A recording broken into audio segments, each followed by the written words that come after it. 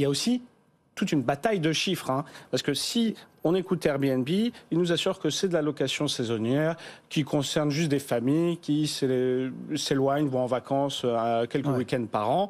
Et puis, en fait, la mairie, de l'autre côté, nous dit, non, mais attendez, nous, en face, on a des immeubles entiers qui deviennent des locations Airbnb.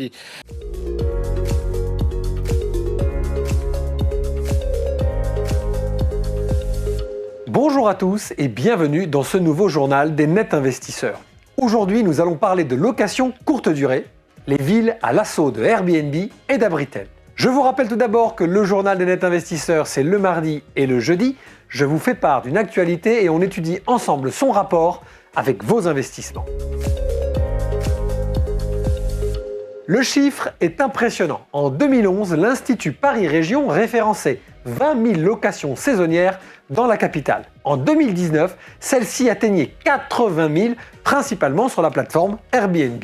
De même, la ville de Biarritz a vu son nombre d'annonces de location courte durée passer en 3 ans de 2200 à 3400 sur un parc unique de 26 000 logements.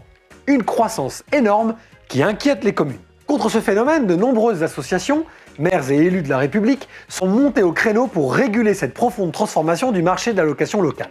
En effet, si cela a un attrait pour une population touristique et pour rendre plus accessible sur des séjours courte durée nos belles villes françaises, cela a un impact extrêmement négatif pour les populations locales qui cherchent à se loger de façon durable.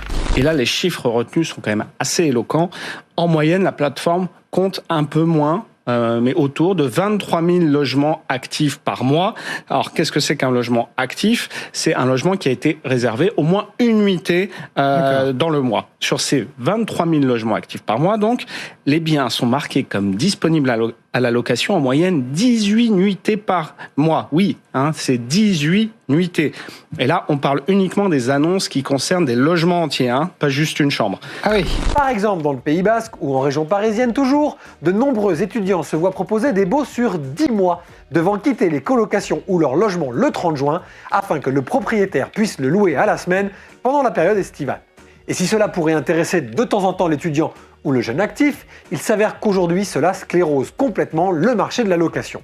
De nombreuses réformes et démarches ont donc été mises en place depuis 2021 afin d'imposer aux propriétaires de logements en location courte durée des compensations, comme par exemple de mettre un autre logement en location ou des pourcentages maximum de location saisonnière par immeuble. Le débat entre flexibilité et réglementation est relancé dans le logement saisonnier. La question du jour, la location saisonnière est-elle devenue un danger pour l'attractivité de nos centres-villes ? Je vous laisse me répondre directement sous cette vidéo ou en retrouvant nos sondages sur nos réseaux sociaux. Le rapport entre cette actualité et vos investissements immobiliers me semble évident. En tant que propriétaire, vous avez sans doute été tenté de faire des investissements en location saisonnière et depuis 3 ans, que ce soit sous forme de taxes ou de réglementation, tels que je viens de les présenter, il s'avère beaucoup moins attractif et beaucoup moins fluide pour un investisseur que de faire ce choix d'utiliser des plateformes comme Abritel ou Airbnb.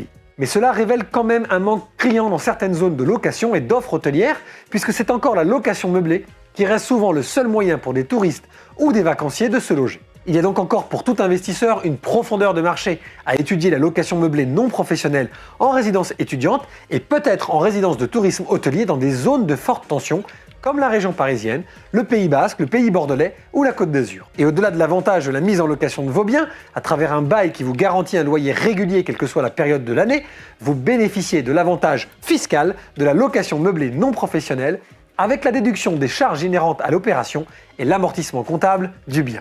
Si les plateformes sont peut-être en danger, l'investissement hôtelier et touristique en France reste encore une industrie d'avenir. Avant de répondre à la question du précédent JDNI, je vous rappelle que vous pouvez vous abonner afin d'échanger avec nous sur tous ces sujets. N'hésitez pas également à partager et à liker chaque JDNI. Je vais maintenant répondre à la question du précédent journal des Net Investisseurs qui était: est-ce que le luxe est encore un secteur d'investissement d'avenir ? Eh bien, cocorico, à nouveau, vous êtes une large majorité, sans doute influencée par les résultats des très belles entreprises françaises du luxe, à penser qu'il y a encore beaucoup d'avenir pour ce secteur. Et le retour des clients chinois après une année 2022 compliquée pour cause de retour partiel de Covid ne devrait pas démentir votre sensation. Allez, pour résumer ce qu'on s'est dit aujourd'hui, Airbnb, Abritel et les plateformes de location courte durée sont dans le viseur des pouvoirs publics. Pour autant, cela laisse encore des profondeurs de marché au secteur étudiant, au secteur touristique pour les investisseurs que vous êtes. Allez, j'en ai fini pour aujourd'hui. On se retrouve même endroit, même heure pour le journal des net investisseurs. À bientôt.